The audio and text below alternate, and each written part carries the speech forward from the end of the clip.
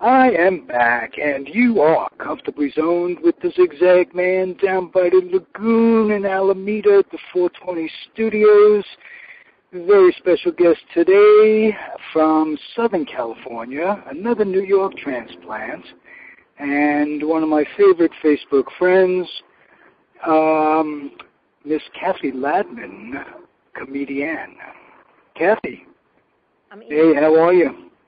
I'm okay, but I'm eating, which is really... All right. Well, that's the best thing. This is very impromptu, and I appreciate your time. I'd like to take another day to really get to know you on the air and dedicate this day to share some memories of the late Joan Rivers, who passed away earlier in the week. And I'm wondering what your first recollection of Joan Rivers was. You wrote a very touching eulogy on Facebook, and I thought it would be apropos to have you speak a little bit about your memories of her and how she influenced your incredible career. For those who don't know, Cathy has had an HBO one-night stand. She's been on The Tonight Show for 9 times. 9 times on The Tonight Show, not just Hello, Johnny. You appeared as an actress in 2 Mike Nichols shows. Mike Nichols and Elaine May were early favorites of mine, comedy-wise. Well, movies.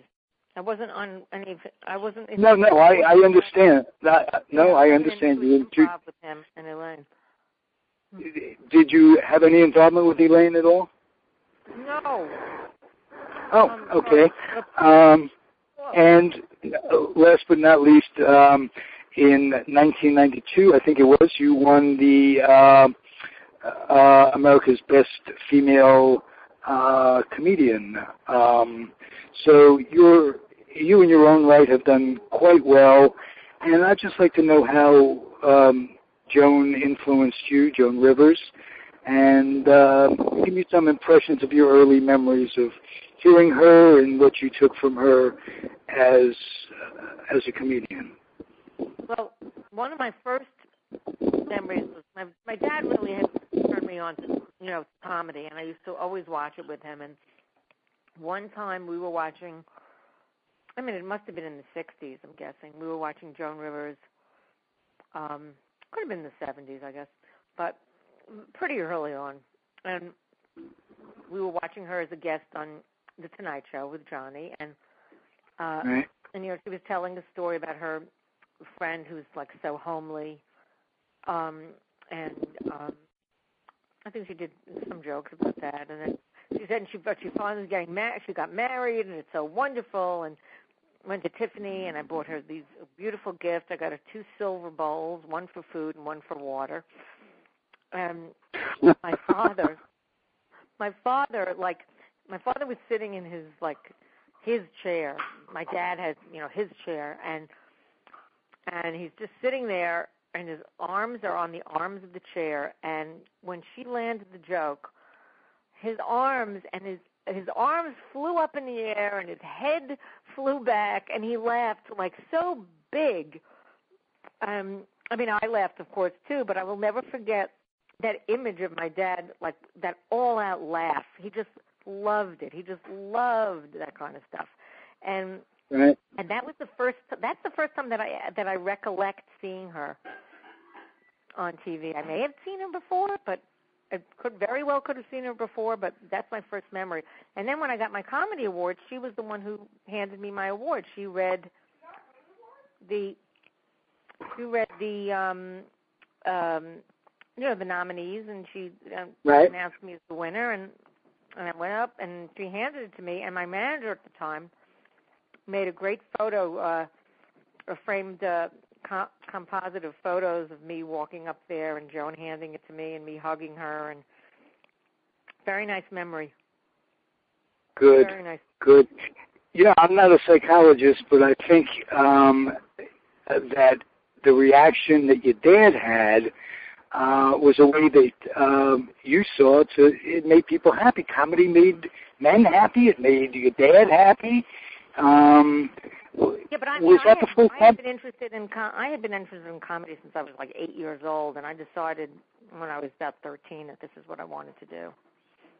Okay, and how did you actualize that? How did you first actualize that? Can you ask me a longer question so I can take another piece of sushi? Okay, let me tell you a little bit about our guest, to my audience a little bit about my guest. You're not just a comedian, you're an actress, and you're not just an actress because you're most importantly a wife, a mother, and you've raised not only your own child, you and your husband adopted, you raised your child, and you have a stepdaughter by his previous marriage. Yeah, I have 2 stepkids, but I didn't raise them. We've been a big part of each other's lives, but I really didn't. I wouldn't say that I raised them, but I'm sure I had an impact on them. Okay. But the real, like the child rearing stuff was really not mine. That was not. Okay. In the early years. How old is your daughter, your adopted daughter? And if you quickly tell the story about getting together with her and bringing her into your lives and enriching her life, and you having your life being enriched by her. Well, first of all, it's very interesting how you say what's most important in my life. I found that very interesting. Most important, though, she's a wife and a mother. Why would it's very important, but I just think it's kind of funny that you did the hierarchy of my life there. But yeah, we went to China. Okay. And first we found out who our daughter was going to be. We got little pictures. Then we went out and we got her a little stuffed cow. And who she still has right now. Someplace. Oh, nice. His name is Boo, that's right. Her or him? His name is Boo. Right. Okay, and that's right. Is it a her? It is a her then. The stuffed cow. No, it's a guy. But yeah, it's a cow. Okay. It's interesting. Yeah, it's a cow, so it really has to be a girl, but it's a Mr. Cow. Okay. So we sent it to her, and the address where she was living. Right. This was in March of 2004. We went to China in July or June. July, I think. June? It was June? Oh, man. So it was July. All right. I have to look it up. Now, and... yes, I remember it well. Yeah, really. No kidding. And then the day that we all got to meet our babies, her caregiver brought her out, and she was holding Foo. So she had her little stuffed cow the whole time, and it was so sweet. Oh, wow. That you cheered up immediately, I'm sure. Maybe. I don't know. You seem to suppose all this stuff about me. I don't know. I can't remember. I don't think I cried. I just said from a parental standpoint, we get, all right. How'd you get into acting? Did acting come first or did comedy come first? Hold on now. Hold on. Hi. Hi. How are you? Good. Who am I talking to? Yeah, my name is Zig. My friends call me Zig. I'm Ralph. Are you editing this? Yeah, no, I'm not editing anything. This is going on. We don't edit. This is life. We're just chatting and talking. So, I also want to know how you escaped New York. I'm a fellow New Yorkers who grew up in New York. They didn't bring me to New York. They didn't bring me to New York. Well, they did. Pardon me? But, yeah. I didn't grow up in New York. Didn't you grow up on Long Island? No. Oh, okay. I'm mistaken. You know, this is the first time? Well, not the first time. Where'd you grow up? Mama, did I grow up here in Santa Monica? I'm sorry. She grew up in California.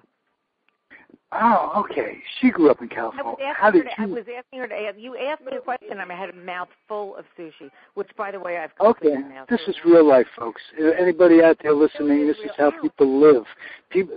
A lot of people... And now I'm going to... What? I was just going to say, this is how people live. This is real life. They eat lunch, they talk, they chat. Yes, but there should be some amount of decorum, but I guess not today. Not today. We don't need it. This is decorum-free radio. Decorum, yeah. Like I said, we're down by the lagoon. You grew up in New York. Am I correct? Yes. Yeah. Where did you grow up? I grew up in Jackson Heights. We have a mutual friend named Glenn Hirsch, who grew up in the same neighborhood I grew up in. Oh wow. Yeah. I didn't know you knew Glenn. Wow. Yeah, I grew up in Little Neck, Queens. Right. Well, Jackson Heights is in Queens, too, which is on the island of, it's a borough of New York, sports fans, and it's on the island of Long Island. And the Air Force brought me to California, Northern California, and I stayed after getting out of the Air Force. What brought you to Southern California? Was it the business itself, or did you start doing comedy in New York first?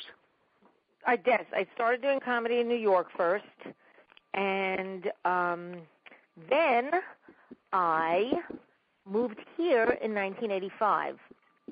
I'd only been doing comedy for like 4 years. I'd only been doing comedy for 4 years, and then I moved here. And you moved originally to Los Angeles or Santa Monica originally? L.A. Not Santa Monica. The first place I lived was West Hollywood. Okay. And just because I'm going back to Florida every now and again, I'm going to try to be bi-coastal in my dotage in my later years.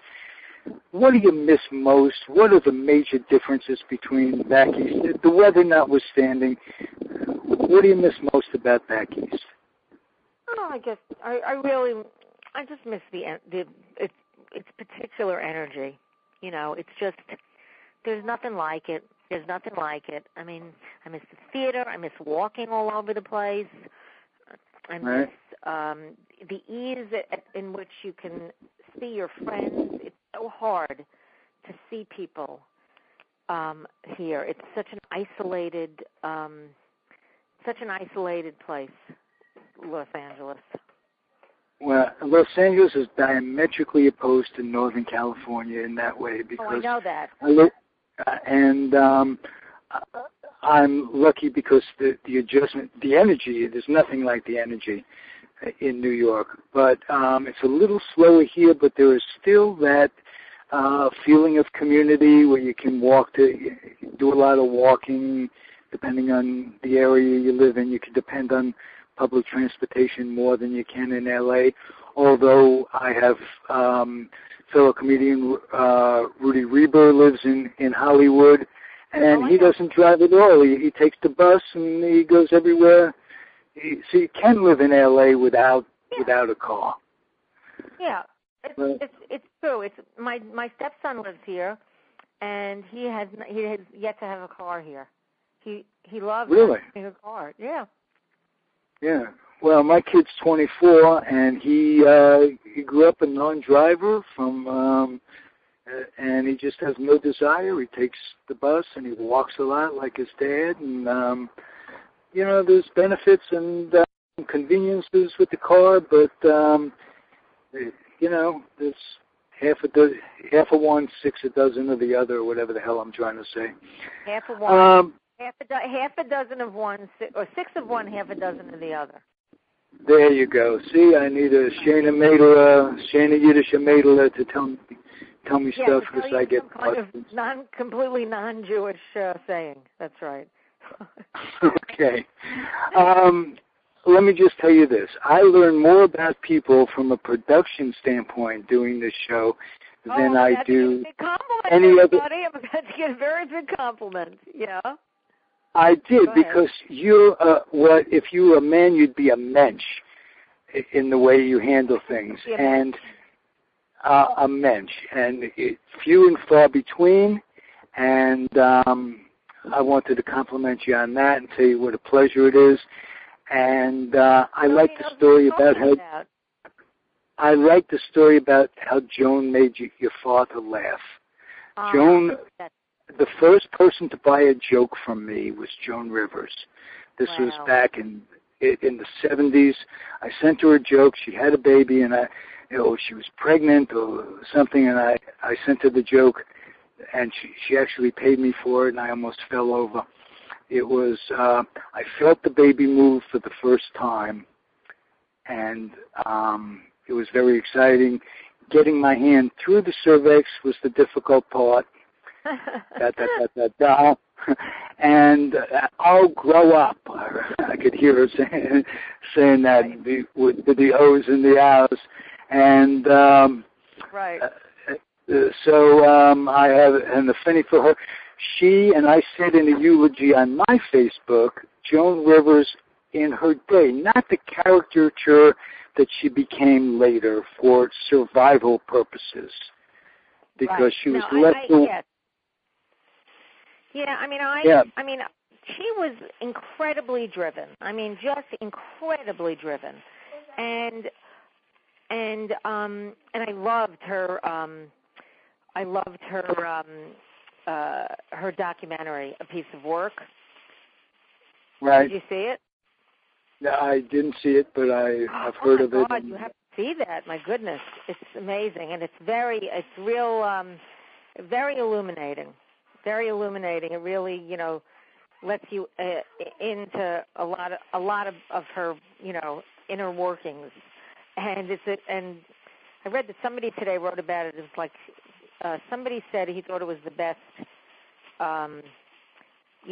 behind the scenes look at show business that he'd ever seen in a doc.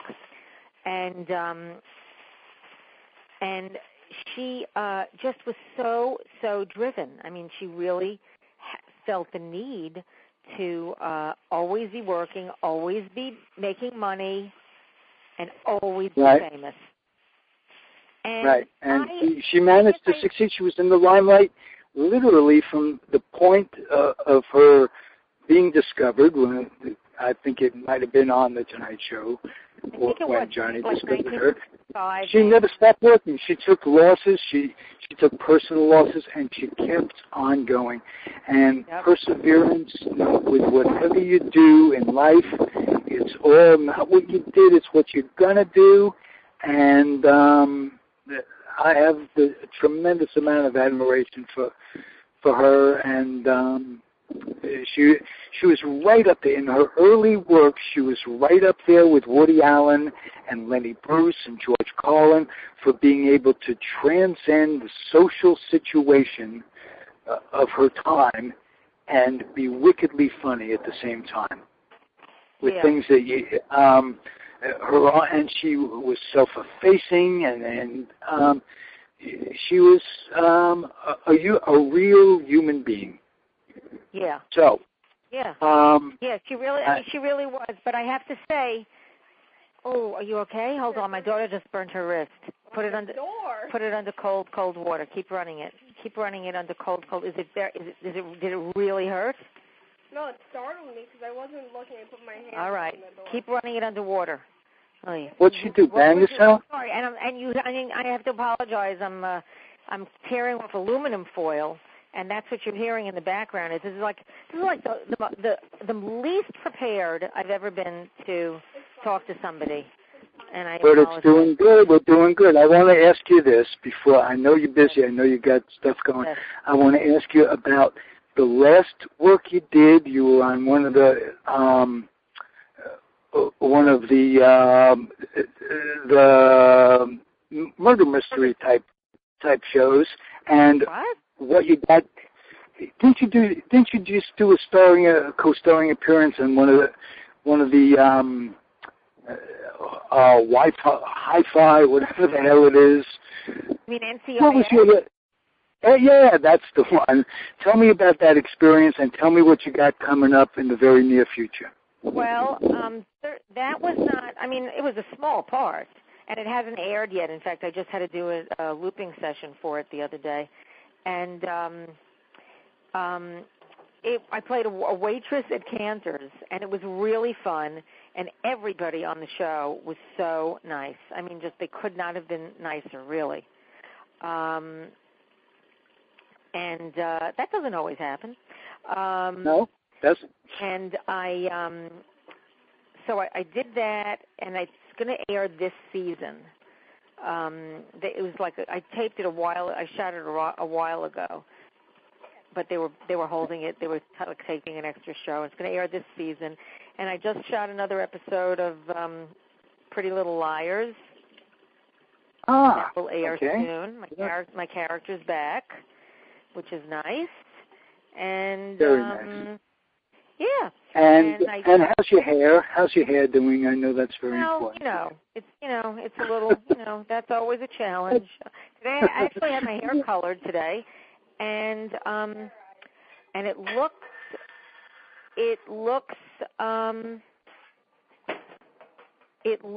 oh shoot. Ugh, look at this chick. Oh God, this is such a mess. It looks, stop Milan, could you please, honey? Thank you. It looks great. It really looks great. So I'm very pleased about that. Good. Tell me about your first appearance on Johnny. I'm assuming tonight Johnny was on the first time. What was that like? Well, no, actually, I was supposed to be on with Johnny the first time, and then I got bumped. And then when they brought me back, I was on with Jay. And then subsequent appearances, I did probably about five. Wait, where are you putting that?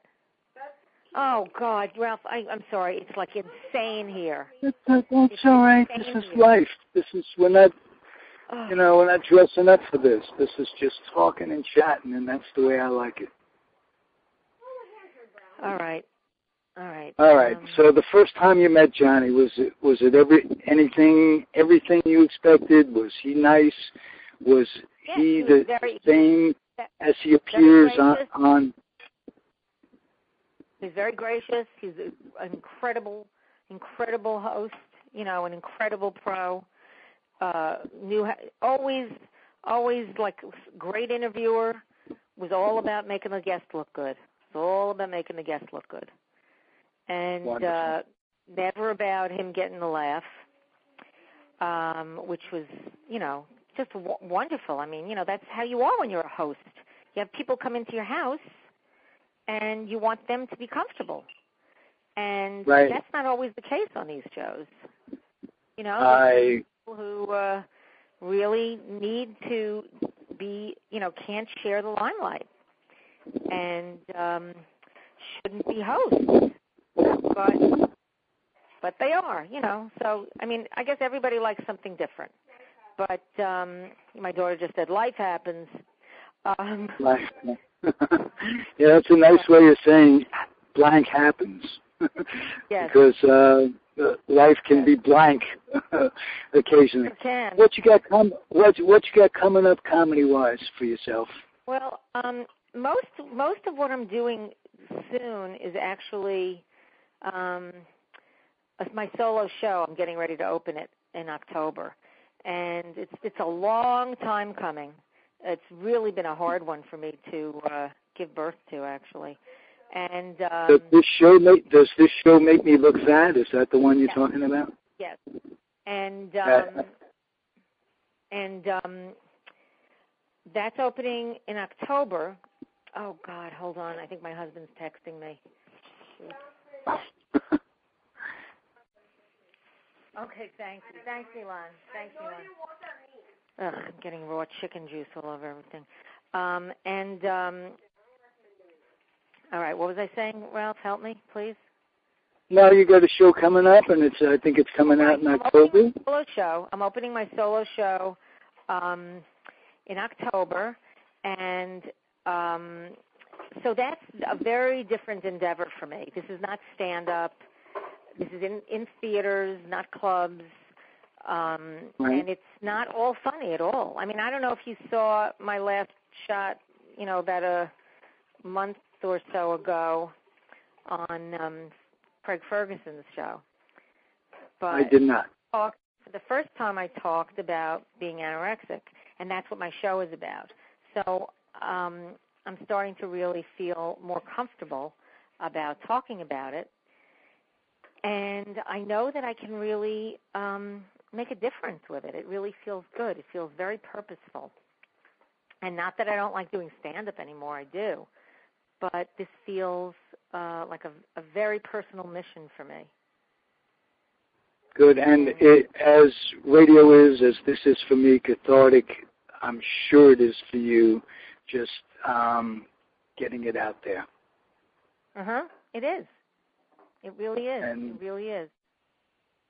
You're a brave young lady, and anybody who's ever stood up on stage and given a piece of themselves has my admiration. So people don't know what that takes.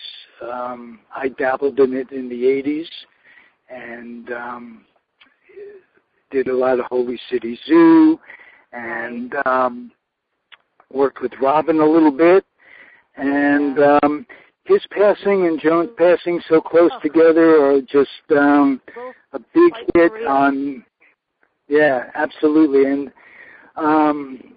so many different ways. They were so different, and yet they were alike in many ways. So which way would you say they were alike?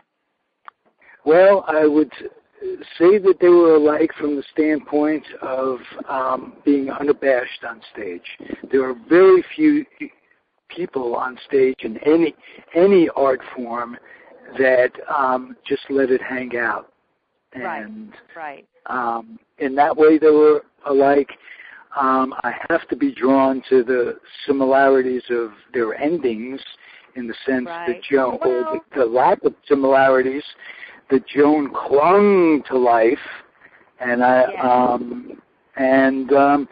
got into an awful lot of hot water on the Holy City Zoo blog, or by having the gall to state that I thought that Robin or anyone's suicide, although I'm a big proponent of the right to commit suicide. I hated the fact that Kevorkian was treated, jailed for Christ's sake, for his way of doing things. I think suicide is a selfish thing, and I was lambasted for that. I think if you could. I guess I don't agree with you. I mean, I think it's a many don't. But after I got lambasted, I looked at it. I looked on the website and I looked on the internet. Google had a poll long before Robin's passing. 40% of the people think that suicide is selfish. I'm one of the 40%. I mean, it's at least arguable. I mean, he left a lot of people empty, to say nothing about the effect on his children and this, that, and the other thing. Go talk to him. I'll deal with it. I want this back in the refrigerator. Okay. Jesus. The next lesson here has to be clean as you go. She's baking a cake. I'm trying to get, as you go. And I'm trying to get this chicken in the slow cooker, and we have a tiny kitchen, and it is a one-person kitchen at best, and we're two people here doing major projects. So okay, well, I'm going to let you get on with it. So 40% of people believe that it's a selfish act. Well, you know what? And I've heard arguments from both sides. I could appreciate the fact that I've never been through. I've been depressed, but never. But it's none of our business. That's the bottom line. That's none of our business. That's a very good way of putting it. And let's leave it at that. All right. Well, I will miss them both from the standpoint of they both entertained, and they were both terrific. As are you, Cathy. And I hope you enjoyed this to a small extent, at least enough that someday you'll come back. I will, but I have to apologize that it was like so frenetic. I really apologize. Please don't.